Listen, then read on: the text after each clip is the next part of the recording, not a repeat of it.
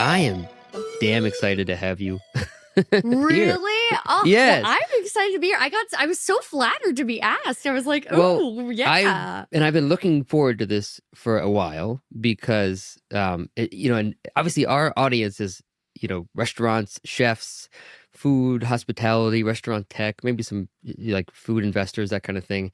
And so when they see this, we're gonna be like, why the heck do you have an LSAT teacher on Reading here? therapist. And, for me, like if you replace, LSAT with information retention, Yeah. that's what as the first time I met you, I was like, holy shit, like she's teaching people how to retain information. Yeah. And that's something that is really like selfishly, I'm like, okay, I'm just gonna do this again. I mean, basically, we're just gonna have part of our same conversation from last time plus some more, and we'll get a little more personal because why not? Why So I not? can selfishly learn more about that. But for context, for everybody that's listening, like I saw you on some sort of thread in this like what do we call this, like a mastermind CEO group thing that we're The in. CEO group. I mean, it's Hampton. We could say Yeah, Hampton, right? I mean, it's great, but I saw you and I was like, I saw you answering something and I was like, oh my gosh, I want to learn about that because, and I said this to you, I read all the time, but I end up reading the same book like 5 or 6 times because I'm like, fuck, I forgot half of these Yeah. things. And you've already helped me a bunch, and like so I do some of this already, like the translation and quipping, which we're gonna talk about. So we're gonna talk a lot about that today because I just want the whole audience of our world to hear this because it's not just for LSATs, it's for, I think, because I've been using it for anything. Like I use it just when I'm out and about and I have an idea and I want to remember it. So, anyways, we're gonna talk about it today.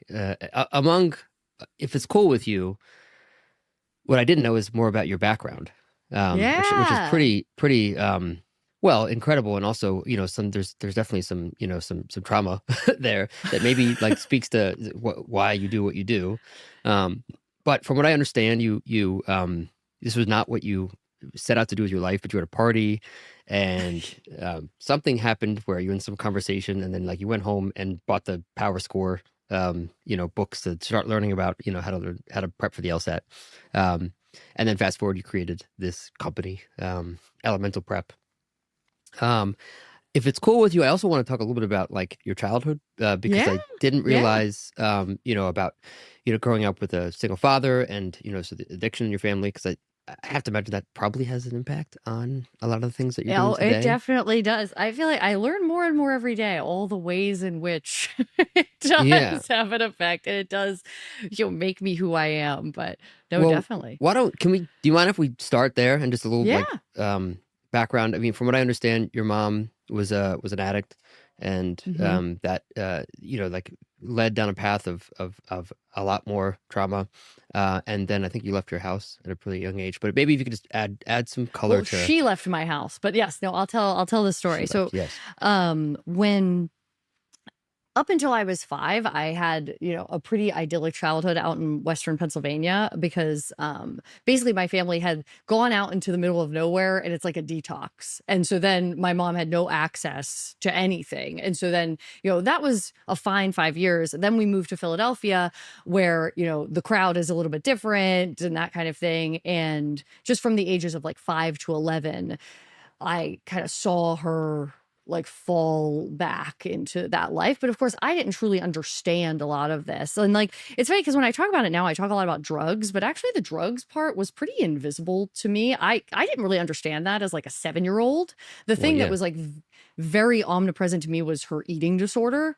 And I was very involved in, as like a little kid trying to, micromanage and help and coach her through, beating this eating disorder that she had, or like various other addictions and things. And I look back now at how I was 8 and I was so invested in her success with this eating disorder stuff. And I look back, I mean, it was very irresponsible of her to make me as invested in it as I Yeah. was. But I look back of that kind of buy-in to I have to make this person succeed no matter what. I care about their goals more than my goals. Like I live to make them better. I can see the shadow of it a lot in how Yeah. I work now, of like, why is it so easy for me to care so much about students, so much about making people's dreams come true? And it's like, well, there's one person that I never got to save. Because, my mom disappeared when I was 11, then came back and had, outbursts and random things like that, where you're just seeing her, she'd be there for like 15 minutes and yell and scream and get arrested and leave. And you'd be like, oh, but she overdosed on heroin when I was in my early 20s. God, Yeah. that's crazy. Um, were you already in school when that in college when that happened? Yeah, I was actually out of college. So it was when I was applying to law school. And so, funnily enough, Columbia Law School was harassing me about not wanting to give me financial aid because I couldn't get financial information from my mom, who I hadn't spoken to in years and had no income and all this stuff. And I I was going back and forth with them on that, and they were saying I needed documentation to prove and all of this, and I didn't have it, and I was feeling so ostracized. And then I found out that she passed away right then, as I was making that decision on whether or not I was going to go to law school. Wow, that's how you found out? Yeah, no, my dad called me, and like I I often struggle with how, like, am I cold? Am I a bad person? Because by the time that happened, I had my grieving for a lot of years. Mhm. That like the time when I was really losing her was those 6 years from when I was 5 to 11, when Yeah. I was trying and trying and trying so hard to save her. And like she was she was a person I trusted more than anyone in the world. And losing that was my real loss. And by the time she passed away, I had 13 years of the person that I loved was gone. Do you know what I mean? Yeah. No, I mean, I do, and also, my wife has a similar story with her mom, not Oh, with wow. heroin addiction, but very similar. And also, like, not being able to get power of attorney and things like this, and it's such a, um it's traumatic. It's also, like, you feel a little bit powerless, like, there's things you can't do, and also, I'm sure, angry and things like that. Um, so that was while you were, while you were in school, you found that out, and then it was passed after college. Um, Yeah, yeah. and you ended up going to Stanford, right? Yeah, so yeah, like, honestly, the biggest, like, turning point moment in my life was the moment I got into Stanford when I was 17. I mean, 'cause I had been expelled from high school for starting a gay prom, like, less I than heard 6 about months that. before that happened, and so I Isn't that was crazy ve they expelled you for that? Like, nowadays, it would be the opposite. nowadays, it would be very That whole different, school would be but canceled. exactly. Oh god, cancel culture would have had a field day with the Mhm. Academy of Notre Dame. Um, but I was obsessed with getting into Stanford my entire childhood. That was like all I wanted. And the idea that, okay, you're gonna have to check the box saying, you were expelled, it's suspended, or committed a felony, like, girl, this isn't good. And the fact that it came through anyway, I mean, it really felt like I cheated death, It's because amazing that I didn't know you could get into Stanford after being expelled. neither did I. I mean, that's pretty nuts. You know, I remember, actually, I just remembered this, but when I was in high school, I went to high school in Virginia, and I was on the wrestling team, and um, I dyed my hair blonde, for because people, I don't know, we did that on the wrestling team, and and there was an article in the Washington Post about, like, me going to culinary school, and it was like Sharky cooks off the mat or something like that, and it was me with blonde hair, and they pulled me out of school, and they said, you can't wrestle again, and we're taking you out of class until you dye your hair back. And What? and there was a cosmetology department in the school, and I had to leave class to go get my hair dyed back. My mom was pissed. I actually forgot about that. Um, it's crazy though, like, what schools would. I mean, totally I secular. know. Schools are secular. I mean, most of them are. No. Oh, I mean, there's a reason I never became a K through 12 teacher, even despite loving teaching. That, like, I gotta I gotta live my own rules. I can't have a boss. I gotta do what I want to do and have my laboratory. Yeah, It's so yeah. weird. I heard something when we were scouting this out that someone told you because you got into Harvard and you turned them down a bunch of times and ended up going to Stanford. And your Oh, friend, I no, think, for law told you. school. Not quite. I got into Harvard Law School and I don't know deferred what that. 3 times before I don't saying know what no. that means. I went to culinary school. I have no idea what that means. I heard Harvard. It's Harvard. um, but like a friend of yours said, which I thought was really poignant. Like, if there's anything else you can see yourself doing other than coming here, definitely do that. Why did they tell you that? Oh, I mean, well, his point was, and I really need to thank this guy. His name is Connor, and he's a great guy. His point was, this is the only You've thing said being that a twice lawyer. now, by the way. So What? I think we gotta shoot this person at least a social media note and say, I know. Connor, thank No, you. I really need to thank Connor. No, I feel really bad that I haven't, to be honest. I mean, you I have always technically just forget. now, but Yeah, he's been thanked now on yeah. podcasts. Anyways, And he's what a do you mean great by that? lawyer in Seattle. But he said, Ellen, like, I'm here at Harvard Law School. He was a 3L at the time. Like, this is the only thing I ever could see myself being happy doing, like being an attorney. That is all I've wanted. It's my plan. It is my life. And it's hard for me to get through this. And for you, I know that the people here would kill your spirit. Like, your vibe is not their vibe. And I took it really seriously because, like, we lived in the same co-op at Stanford for a couple of years, so he knew me pretty well. And I mean, honestly, Connor was right. And then going and teaching that first LSAT class afterward and giving it a chance to like it um, really completely changed my life. I'm so grateful that I did not go and that I did eventually turn them down like 3 years later. Well, I mean, what specifically? Because you didn't want to be an attorney, or because of the environment at Harvard Law? Like, what do you mean Well, specifically? like, I loved the admit weekend I had at Harvard Law. It's nothing in particular against them. It's much more that I I love what I do. And I'm so called to, you know, unlocking reading and critical thinking for people. Like, I love working with people directly. Like I said, I love my laboratory. I love making new things. I like that. To me is play. And I didn't want to make a $300,000 bet. I would like being a big law lawyer more than that. Yeah, yeah, That's what it really came down yeah, to. yeah. That's super smart. And it's you're lucky also that you knew that early enough that you can make that decision. Right. Um, okay, so um, we're gonna get into the meat of a bunch of this because this is selfishly, again, this is me just kind of like taking up your time again to learn again. We'll probably reiterate a bunch of stuff I learned, but generally speaking, you have this process through your company Elemental Prep of where you help folks take the LSAT. And what I interpret it as, you just help people understand how to ingest and retain information through these practices that you have. And I definitely have seen where it's helpful just if I'm reading a book and I want to remember a premise. If I'm out and I have an idea, and of course just sort of learning.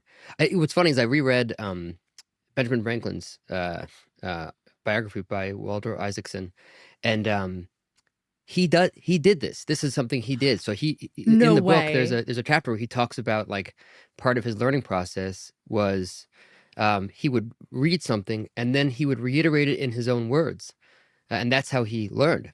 I have to find this in this biography. Oh yeah, That yeah, is I'll send you let me unbelievable. make a note. I'll send you the page number and everything because I actually wrote it down. I'm sure I have it somewhere, but I'm not gonna waste our time on this. That's Um, so cool. but that was his practice. I was reading it and I was like, he does what Ellen does. That's so Yeah, cool. that's his way. That was his way of learning. So anyways, without further ado, can you just talk about, like, this whole process of what we're going to call it, at least for the context of this conversation, retaining information, Yes. and all the steps and sort of how it works. Yeah. Yeah. So I will tell you how it originated, of what I see the problem as, and how I solve the problem of retaining information. So when I was teaching the LSAT, I basically teach people how to do little riddles that are nothing to do with the legal profession. They're tiny little paragraphs about lemurs and do they go out at night, things like that. It's actually very fun. But one of the primary difficulties that people have in trying to improve their LSAT score that in 2015 or whatever, I did not know how to solve is people do not, when they read something, actually really understand it to the depth that they need to, which means the ability to actually work with it in their own analytical memory and retain that information for, whatever period of time it's needed. And so I saw this in my tutoring. I had like an experience where I told a girl, read that paragraph, and then I covered it. I said, what does that say? And she did not know what it said, even a second after reading it. And so I was like, okay, this has to be solved. And so it's been almost 10 years now of research on this process of getting it to work. I created a system called RTQ, which stands for Read, Translate, Quip. And that first step, which is the similar to Benjamin Franklin's step of like reading and then translating, when you're reading information, you want to be coding it with emotions by intoning the words as you say them. Like here, I have the login information of like, you can join the show to record here. Like, notice there's a music to that versus a monotone, like, you can join the show to record here. No one can remember a monotone. And when we read in a monotone, we're basically asking our brains to retain the single most boring, difficult to retain type of thing in the world.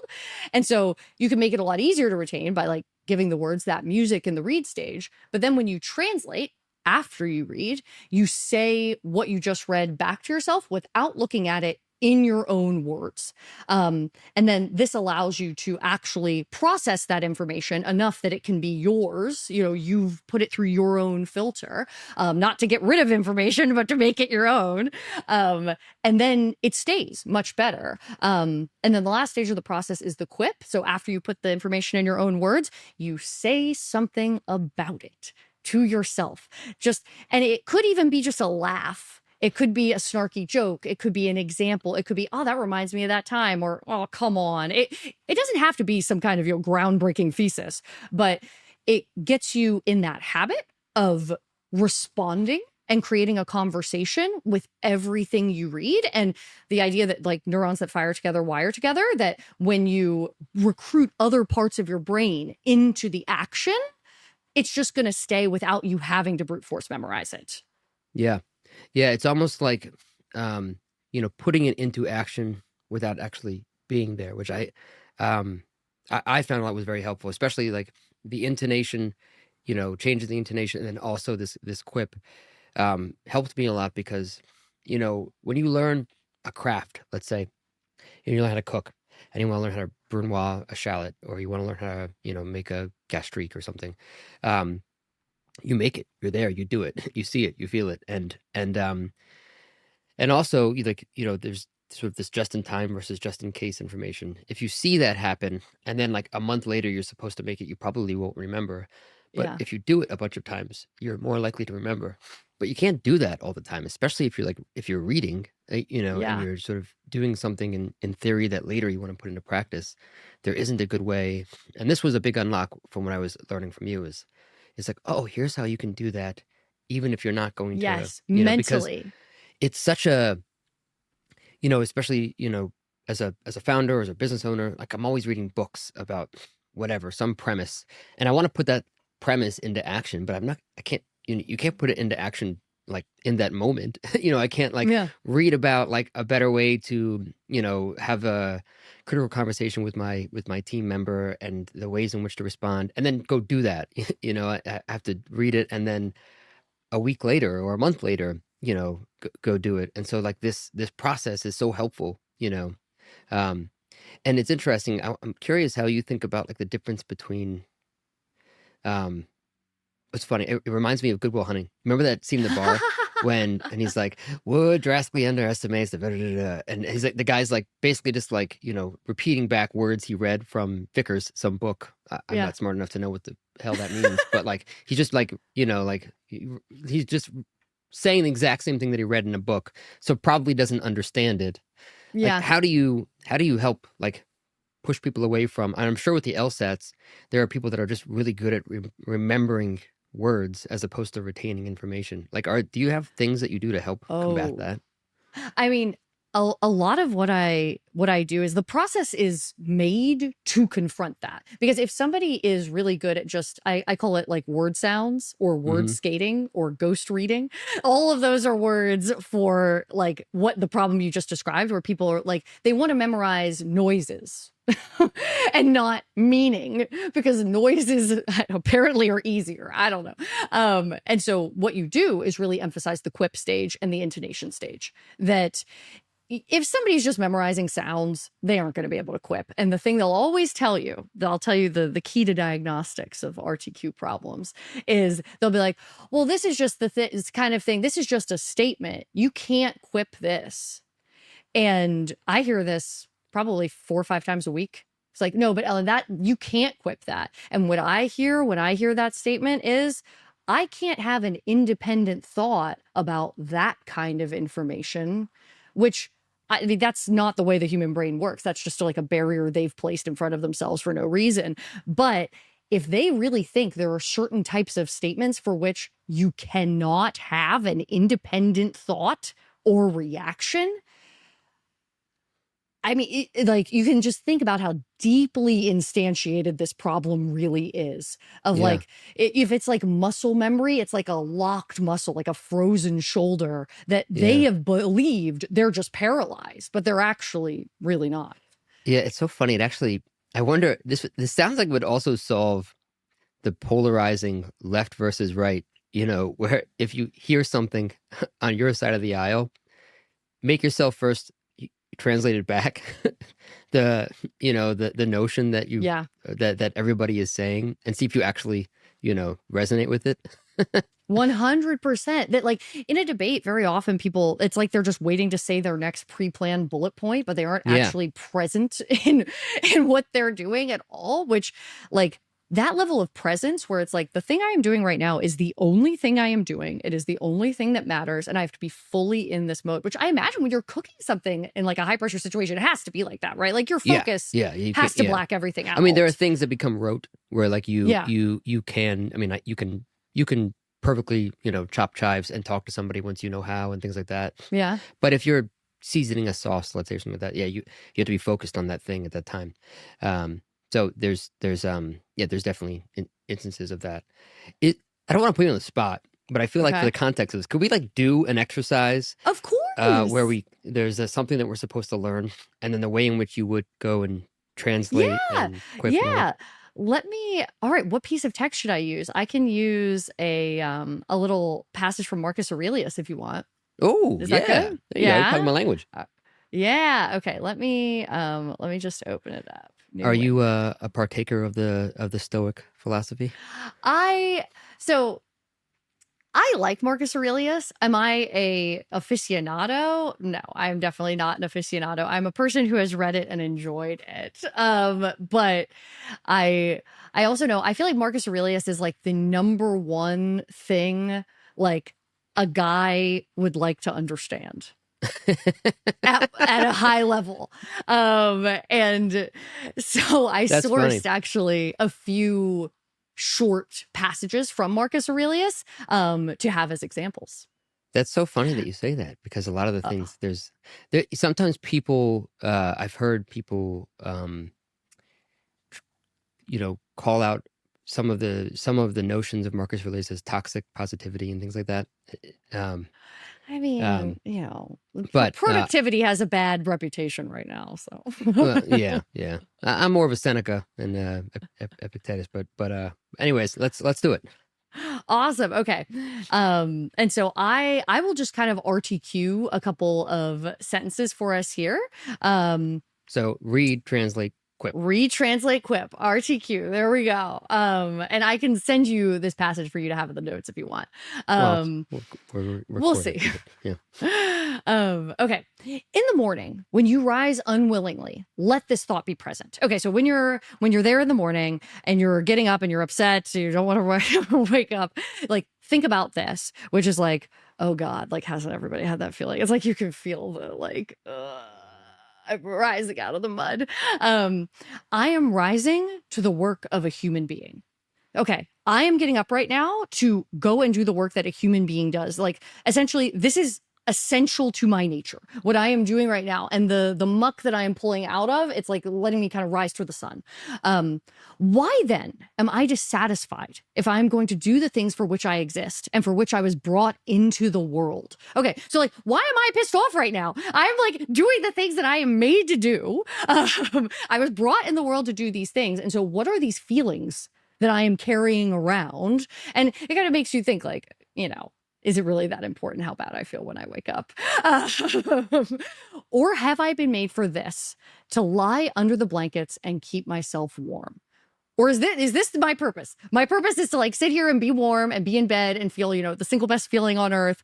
But is feelings really the point of life? Like, probably not. And so I'll stop there. I'll pause and let us talk. Well, so what I'm hearing is it's very short amount of information at a time that you're processing. So you're not reading an entire page and translating that. You're reading like almost a sentence or two at a time, which I imagine it's more relative to like, okay, where's the general, where does it stop, the premise that they're talking about? But that also takes a lot of time. Like, so it probably takes 10 times longer to read a book, right? So yes and no. I would say, it takes an Olympic athlete a different amount of time to run a mile than, Joe on the couch. And just because it's like this right now doesn't mean it's always like this. So for instance, when I was reading things, throughout my life, I never knew that I was doing this automatically. I had no conscious awareness. But if you would have asked me at the end of that paragraph, Ellen, what happened? I sure as hell would have been able to tell you. Like, and to me, that would seem obvious that I would be able to tell you. Like, I never would have questioned my capability to do that. I took it completely for granted. But because reading is such a black box, we don't get any insight into what everyone else takes for granted, what's going on in everyone else's head, what process everyone else is enacting. And so I was doing a lot of what you just saw automatically without even knowing I was doing it. And the difference between, someone who's doing it automatically, who's say like a top, I don't know, 2% reader or something like that, and the rest of people, they just never learned the process. They never learned to get good at it so that they could join those elite readers. And so what I just demonstrated for you is like the out loud, unpacked, systematized version of how to practice this enough to get good enough at it that you start to translate without even realizing it. And so the quipping, honestly, the part where I'm like, doesn't seem so important now. Like, that's probably the only part I was doing really consciously back in the day. And that was the last part of my methodology to get added. I had no clue I was doing it. So much goes on hyper fast in our minds that we have like very little conscious awareness of. And so while we have to let it be slow in the beginning, that's only because we are toddlers and we have to let ourselves toddle for a while. Yeah, that's a verb. I didn't know that. Toddle's a verb. Maybe. That's a great verb if it is. I love that. What's funny is I think I also have done a fair amount of that when I read, but the problem is that the it's too much. Like, what I'll do is I'll actually just say it to my wife, who I'm like sitting there, because I always read at night in bed. And I'll be reading, and like every 2 minutes, like, I went through this long phase of the universe and, physics and all these things. And I was reading like Brian Greene and things. And every page I would be like, Hannah, did you know that? And she's like, dude, chill. It's 11 o'clock at night. But I would have to like talk to her about this, mostly because I was excited. But then also I would like remember and, because I would say it after I read a page. And, so what's interesting here is that it also, I think, I don't know if you think about this, but like fostering a community of other people that are learning the same thing to do this translating and quipping is probably really helpful too, because you then have to say it to others. Like, here's what I read. Here's what, Yeah. And part of my goals is like, I really do want to port this as like a course, a system, a community for people outside of LSAT. Cause like, as you can see, it's very applicable. It doesn't actually have to change at all. And, I have 10 years of knowledge of this in the field of how it works with like very willing participants, that it would be so, so cool if, kids professionals had the ability to practice all of this and bring themselves up to that elite level, just through training and like, trying it out. But, the Yeah. future. Yeah. Well, no, I think you're totally right. And there's just so many applications for it. Even something as mundane as when you're learning, when you have to train a team on HR things, right? And it's like there's a handbook. Nobody fucking reads the handbook. No, And it's even when so they do, true. nobody remembers any of those things. But if you have to take a test, you gotta memorize the day before and then you forget it the next day.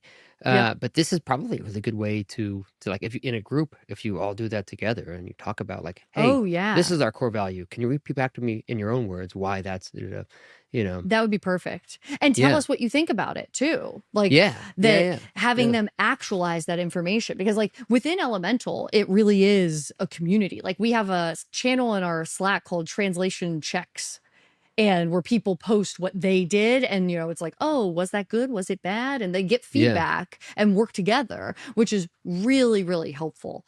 yeah. One thing as I was working on this more that I realized that I started getting really self-conscious about is I feel like note taking is a terrible practice while I I read, know. because it's almost like this lazy, like, and I catch myself doing it all the time where I would read and just right away write down the thing. And then basically I'm just saying, okay, I'm not going to remember that anymore. And then maybe I'll go back to that Exactly. note without context.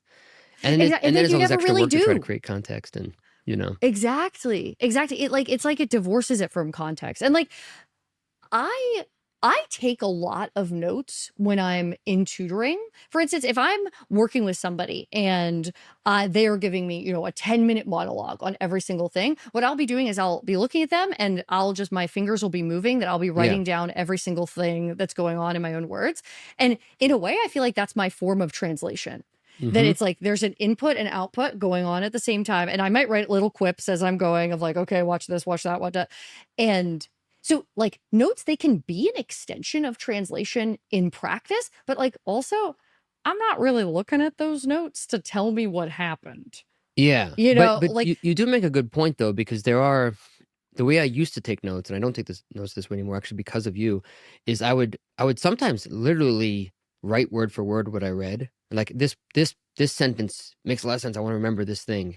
And if I have a Kindle, I would copy it and mm-hmm. now when I take notes, because I still at night will take notes, I'll read and I'll take notes, but I just do the translation and quip in the note. So like, Yeah. when it's a premise about, conversational sins from Ben Franklin, I'm gonna write down like what I think Yeah. about that, and then the quip, and then I do like put a link to like page number so I can go back to it. Yeah. Um, but it's a much better way of taking notes. But I never took notes that way. It was always just like notes would be just sort of reprinting a thing that I read, Yep. as opposed to translating it into something I can understand.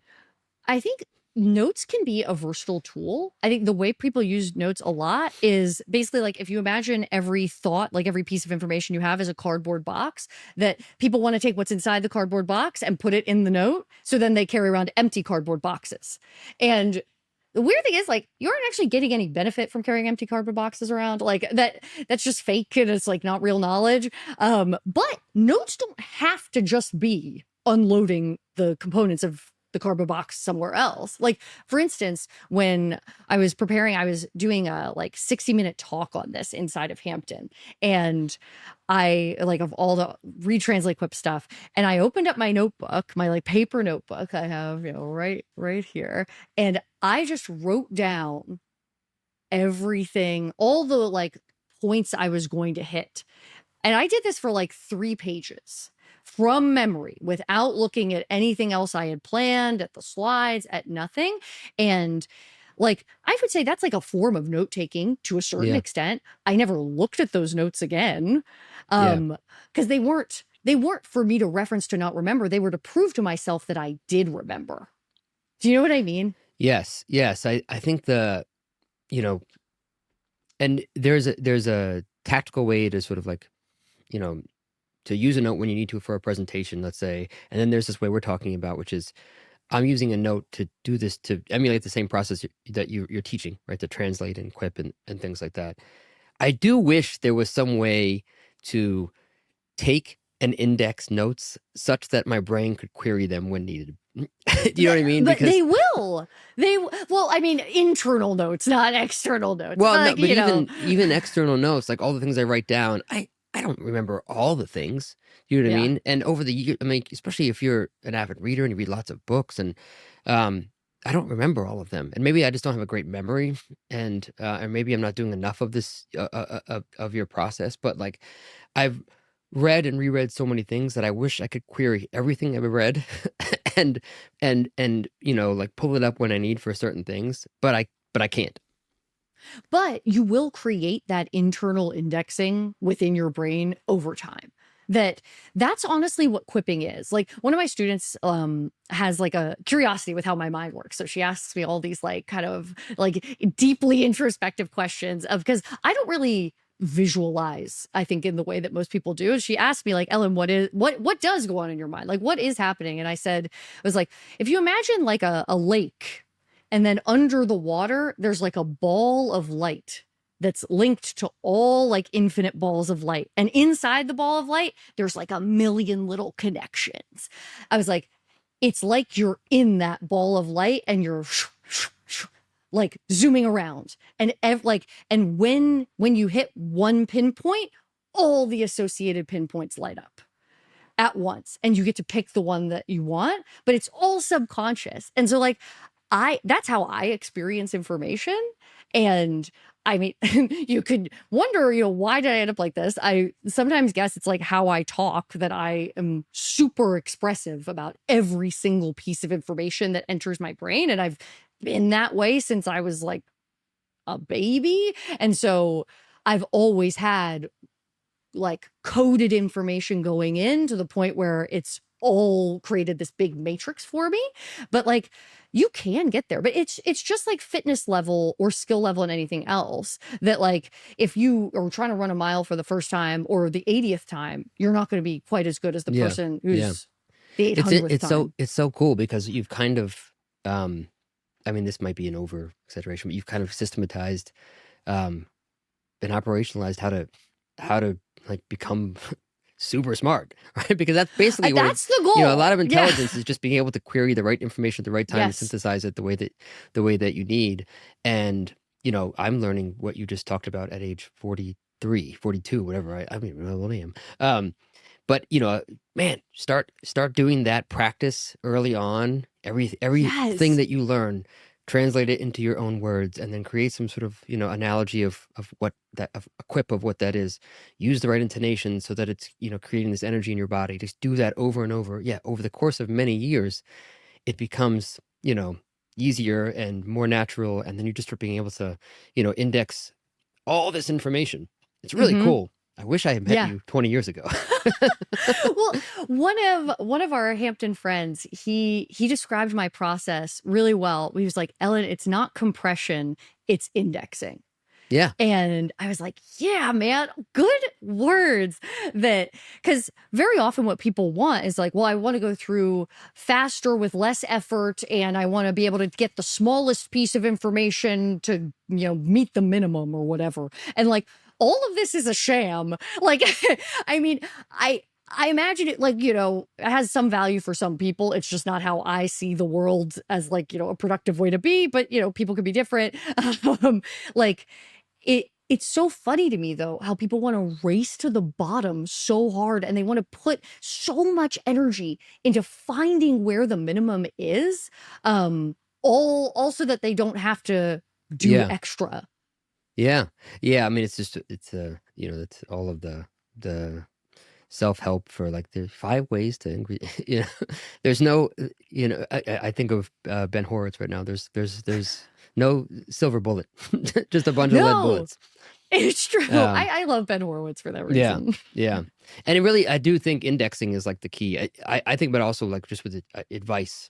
As a founder, as someone getting investing, all these things, I get so much advice, and I have this Hmm. thing I tell myself of like, don't take anyone's advice, but index everyone's, and Yeah. that's how I like make decisions. Is like like even the people that I trust the most, their advice is just one other piece of data that gets indexed, and then I have to use all that information plus mine plus experience to like make the decision. And 100%. it's all about how well can you index all of that.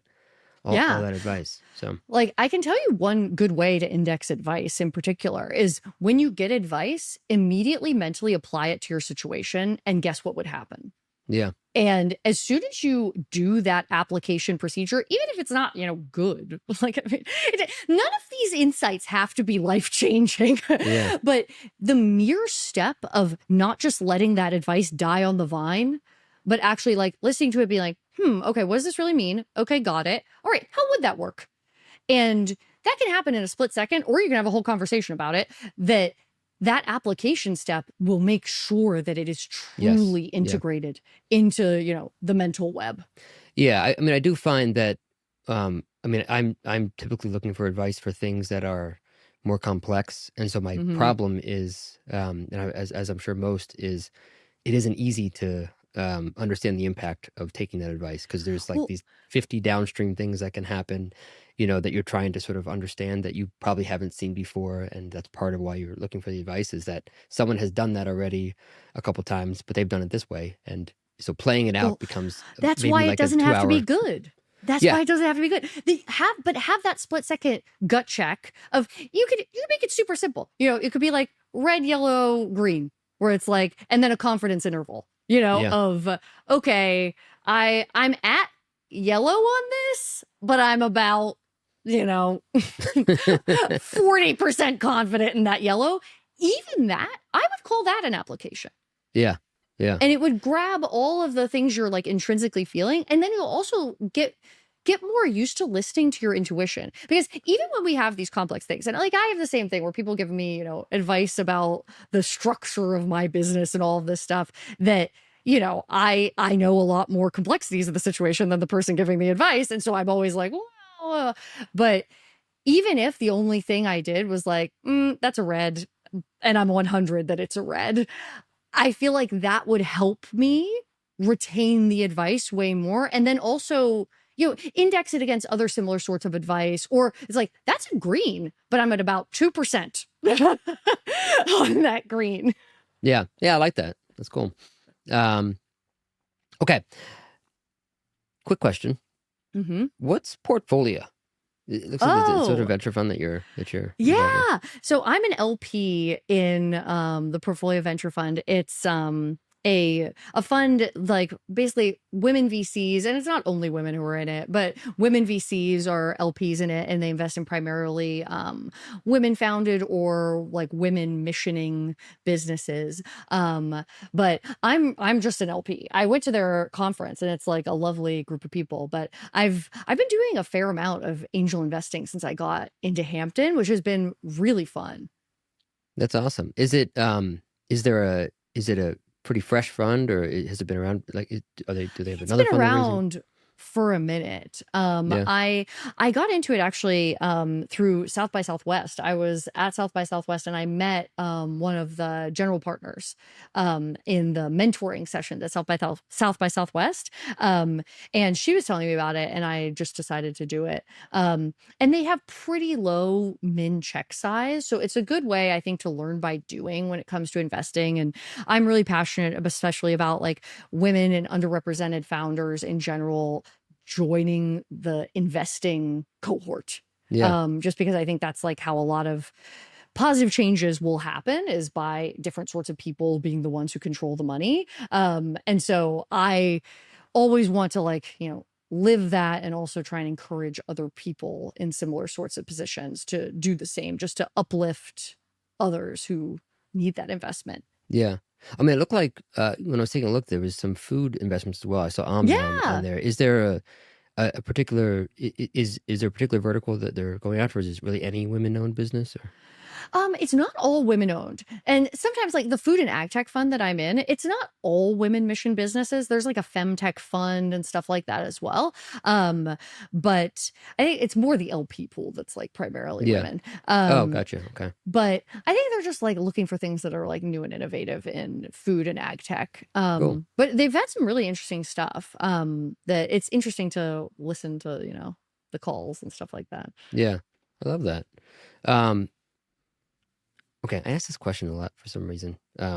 Actually, why I ask it is because I was at a Hampton retreat, and the facilitator asked it to us in our groups, and it was just really like it stuck with me because it's a great way to sort of understand your true sort of like personal values. So I don't know if you remember this, but you weren't at the retreat, but you've probably been at other events.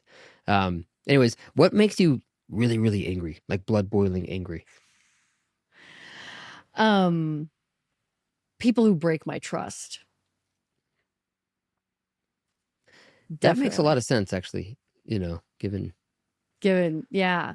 how Like, does it manifest? When I'm not somebody who blows up at people. So like I definitely it's like it internalizes and feeds this like, like hot metal in a fire that's like bubbling iron, just like in my chest, this like bubbling iron that then externalizes and cools and creates even more of an exoskeleton. That it's like, I'm never gonna let someone do this to me again. mm-hmm. But in the moment, the way I cope with it is I'm uber professional. Yeah. I will be like, absolutely. And I hear your concern 100%. Thank you for bringing that to me. All right, so let's work on action steps. Like my voice goes like that. It's actually a really Yeah. big tell that, now Yeah. I'm giving away. All But right. it because it's like I can't give them the privilege of seeing how much they've hurt me. Yeah. And I always say how I really feel is a privilege. If you don't earn that privilege, and I give everybody the privilege starting off, but if you So you decide to start sacrifice it, with a level of a lot of trust. yeah. Meaning, are Which you a isn't that very so trusting funny? person? I'm an extremely trusting person. And that's also part of the problem. Yeah. Is I I love individual people so much and I want to help individual people so much. And like, you know me, you see me in Hampton. I'm constantly trying to help this, that, and the other person all the time. And I just want to, I want to love on people and help people a lot. It's just who I am. And I'm with open arms for all these like individual people. But I'm very skeptical of quote people in general and groups. So it's like, then it's like, oh, well, you know how people are. But then when one of those people that I've, opened my arms to shows me that they have betrayed my trust and they do not value me and they are walking all over me thinking it's nice Ellen and you can get away with anything, then it's like, and you're just like everybody else. Yeah. And Yeah. I think I've spent my whole life trying to find people who won't do that to me. Yeah. How big is your team at your company? Well, so it's interesting. I am the only one you can book tutoring with on the website, but we do have a growing team of contractors, and I actually just hired an executive assistant in Egypt who is starting on Monday, which I'm very excited about. She seems absolutely fantastic. I'm really really excited. But We can have a sidebar I about that, by the way, because it took a while for me to yes. figure out how to use my well. No, for real. It's hard, but I'm hopeful. I've been doing a lot of prep work. But we've got a team of 3 LSAT people who work on a contract basis for different versions of helping with the LSAT, whether it's responding Hmm. to videos, contributing on our Slack channel, who they all do really fantastic work. And then I have a fractional operations person who helps me with the book publishing business. And so Gotcha. it's growing to be a team of maybe 4 or 5 contractors, but Yeah. I'm the only W2. Yeah. Well, but the reason I asked more is it's funny. I had a conversation. I don't remember when it was like. It was a podcast episode like eight weeks ago or something with a really really incredible CEO of this other food tech company, and they've been around for quite a while, very successful. And he said, fast forward 10 years, one thing he learned is like, especially on his executive team, everyone starts at like a battery level of half trust, 50% Yeah. trust, and they have to sort of get to 100. I've always been sort of the opposite of like, okay, you get everything and then it sort of works backwards. But I'm starting to Yeah. think, that that's not necessarily the best way. But I'm curious how Yeah. you think about that for your business. I mean, I I think that your friend is probably right that it isn't the best way, but I just don't know how to be, other than that. Because especially it's with hiring for LSAT that these people are my former students who Yeah. obviously if I'm hiring them, I think they're really, really good and I'm close to them. We've had their dreams come true together. It's a long-standing, like years-long relationship, and I want them to succeed so badly that I probably am, in the past at least, not commenting on anybody who's currently there, but people from the past have been guilty of putting on rose-colored glasses and Hmm. hoping so much that these people I care about as students will thrive as um, people who contribute to the mission. And that has then made me be blind to Yeah. issues. Yeah. I think I'm much better with operational people. Much better.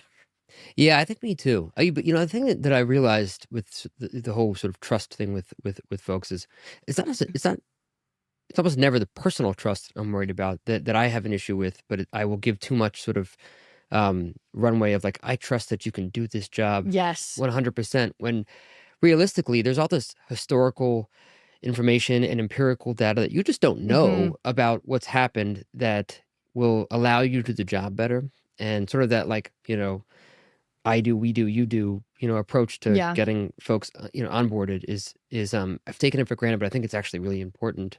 I don't know how that Yeah. like translate to friends and relationships, but um yeah, I find that like I have to sort of like, yeah, take back some of that quote unquote trust, for their benefit more than my more than mine, you know. No, definitely true. And I've also been guilty of that, of being like, well, you got a 175, which is, the 99th percentile on the LSAT, and you studied with me for a year. Of course you know everything. And that's not fair to them. Yeah. Like it shouldn't be like that. I think I've been guilty of being overwhelmed with everything I'm trying to do and then just wanting it to be this like magic pill that they're going to be able to do all of that, and then it's like, actually, Ellen, no, it won't be. But I imagine in a kitchen, it's probably this on steroids, right? But so It's visible, the errors. Yeah, it is. I mean, there's so many things going on at once that it's tough to, and that's why it's so important to have, well, really good recipes, really good process, because especially nowadays, there's not as many, folks that are as experienced when they come into your kitchen. And so you have to be really dialed in with exactly how you want something done. You have to be far more explicit than implicit. Hmm. Otherwise, it just won't get, every little thing adds up to the sum of its parts in a kitchen, and it can very quickly turn into food that is not what you wanted it to be, or service. And yeah, you have to sort of start on the opposite side, where like just assume almost nothing when you come in, right? And assume that of the team member. There's even like there's a kitchen, there's a restaurant called La Bernardin in New York Hmm. City. Very famous chef from Eric Ripert. And he's had this philosophy for, I mean, they've been open for 20 plus years. One of the best restaurants in the world. No matter who you are, no matter how much experience, you always start at the bottom. Yeah. And I think that's been his premise since day one. And I think it's worked out well for him. So Oh, that's what I do at Elemental too. Like I'll have with the students that if and I recently actually I had somebody who came in and was already in the 99th percentile. And I've taught a lot of students who they come and they want the perfect score. And I told him in the intro call, I was like, you're not going to be able to skip ahead. And the benchmark at Elemental is you have to be able to read and translate and quip a logical reasoning section, which is 25 questions, like 25 little paragraphs in 20 minutes. And I was like, you're going to have to pass the translation benchmarks just like everybody else. Like, is that something you're willing to do? Is that something you want to do? Because if you don't, like, this isn't the right place for you. And he was like, that is why I am here. oh, that's That's great. what I want. And I was like, oh man, you're awesome. Yeah, come on in. But I think it's very powerful that certain people don't get different privileges than someone else. Everybody has to pass the exact same foundational benchmark because it also unifies the community. Everybody Exactly. knows everybody else there has had to do this exact same tough goal. Yeah, well, and also can just sort of coalesce the way in which you want things done, right? You know that Hmm. everybody is on the same playing field of how they think or how they approach things. So, Yeah, um, absolutely. So your business is growing really well. It's pretty. But by the way, congrats. It's awesome. Thanks. I'm curious if you ever. I don't know if you ever think about this, but like, if you had unlimited capital, unlimited resources, unlimited time, like what would you be doing differently today? Is there something else you would do? And or a way that you would do things? I would still teach students. I'd probably fire people faster, which maybe that's a good note for me that I should do that anyway. But I would hire a CEO and an operational people, so I never had to deal with someone's billing ever again. I never had to think about whether somebody got the contract ever again.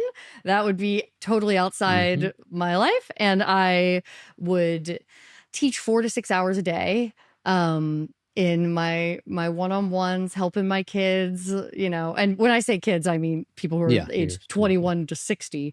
But, Oh wow. helping my kids and seeing and being in the lab. I love making new things. I make new things all the time in my teaching. And so elemental is always changing and growing, and there's always new drills, new things coming to light. So I would never want to lose that.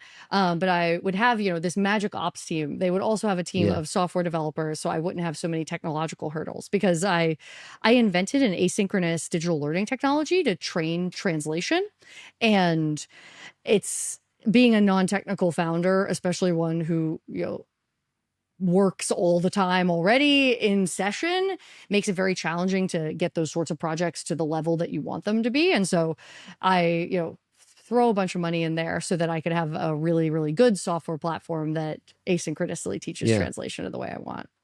Um, that's very cool. What would it look like to do some of that, like in the next 6 months? Like, how could you get some of that Uh, done I sooner? mean, I am. So thanks to a lot of support in Hampton, if anyone from Hampton listens to it, they know who they are, who have supported me in making me raise my tutoring rate. I doubled my tutoring rate in January to Nice. February, and with the goal of maintaining the same revenue and cut the hours. Hmm. And so I will go down to that 4 to 6 hours a day that I was just talking about, and then have time for creative projects and, managing people who actually can do this sort of stuff. And then in addition, I'm starting a Bubble subscription platform, where I actually like recently got really into Coda, this like new, it's like a version it's kind of like Notion, but I think a lot Hmm. better. Yeah. Yeah. It's cool. And I'm getting really excited about putting a version of my book, The Loophole. So The Loophole is my LSAT book that teaches all this stuff I've been talking about, um, into Coda and doing it behind a Bubble paywall as a multimedia subscription. And then I can add in all kinds of cool shit. Like I can have videos, I can have interactive AI quizzes. I can edit it. I can Yeah. add supplements. It could be this like really cool version of the book. Um, and that's happening like That's awesome. now. So Yeah. it's all on the way because I like my goal for 2024 is I want my non-tutoring revenue to be equal to my tutoring revenue without decreasing the tutoring revenue to jam the goal. And so the more like non-Ellen's time Hmm. products, also the more equitable the company, because then those will be less expensive, and there'll Yeah. be Of ways course. a lot of people can get more help.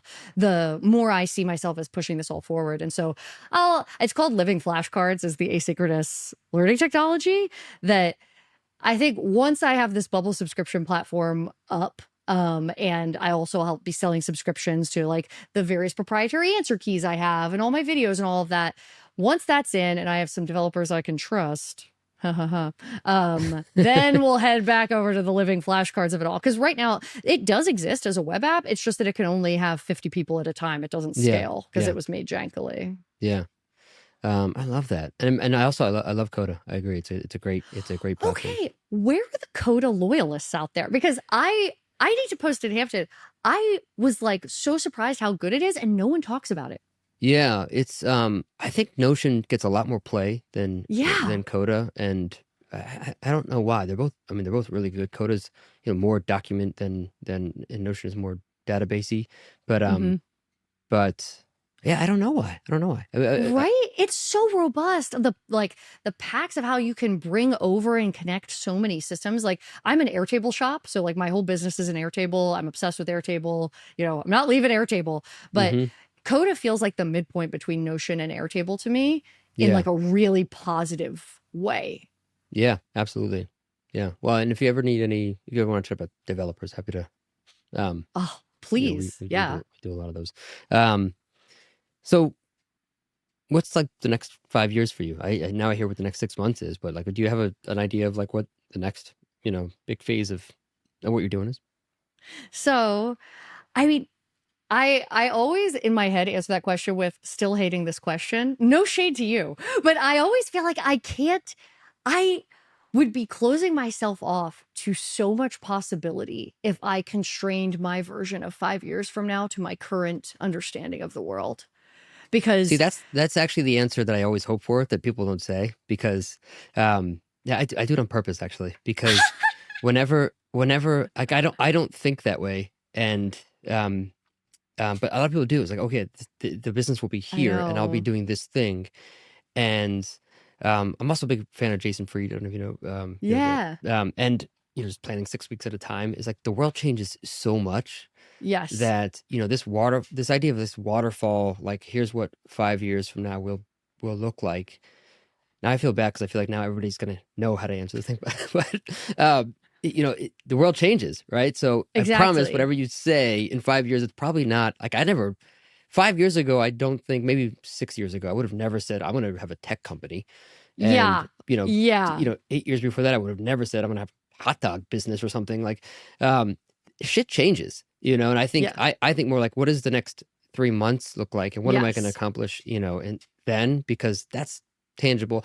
The one thing I will say is like, some sort of North Star of, Mhm.